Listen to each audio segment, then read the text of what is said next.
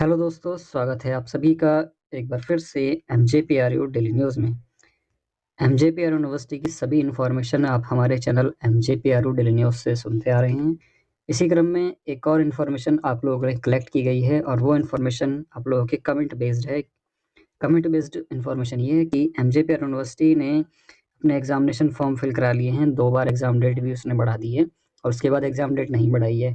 तो अब सभी स्टूडेंट का जो सवाल बन रहा है कि एलएलबी के, उसके साथ ही एलएलएम के और बीएलएलबी के एग्ज़ाम डेट अभी तक सेट क्यों नहीं की गई है और कब की जाएगी?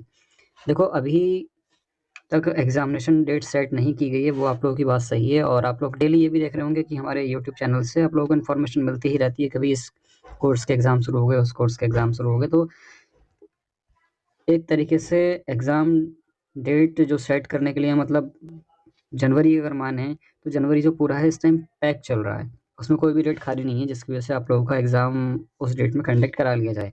एक प्रोबेबिलिटी के तौर पर कुछ इन्फॉर्मेशन हमें मिली थी, वो हमने आपको 2 तारीख को एक पोल के रूप में आप लोगों से पूछा भी था कि किस डेट में आप लोग एक्सपेक्ट कर रहे हैं कि आपके एग्ज़ाम होंगे।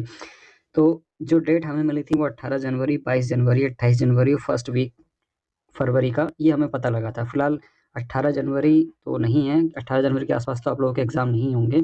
एग्ज़ाम जो होने की प्रोबेबिलिटी वो 22 जनवरी के बाद से ही आपके रखे जाएँगे, ठीक है? तो जब भी रखे जाएँ, तो एग्ज़ाम तो आप लोगों को देना ही है, ठीक है?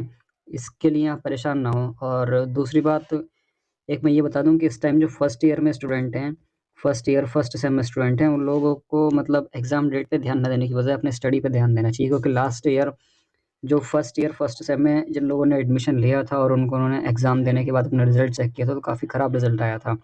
रिज़ल्ट ख़राब इसलिए आया था क्योंकि बहुत सारे स्टूडेंट को ये पता ही नहीं था कि आंसर कैसे लिखना है और उसके बाद उसमें केस स्टडी कितनी लिखनी है, ठीक है? प्रीवियस ईयर क्वेश्चन पेपर उन्होंने नहीं सॉल्व किए।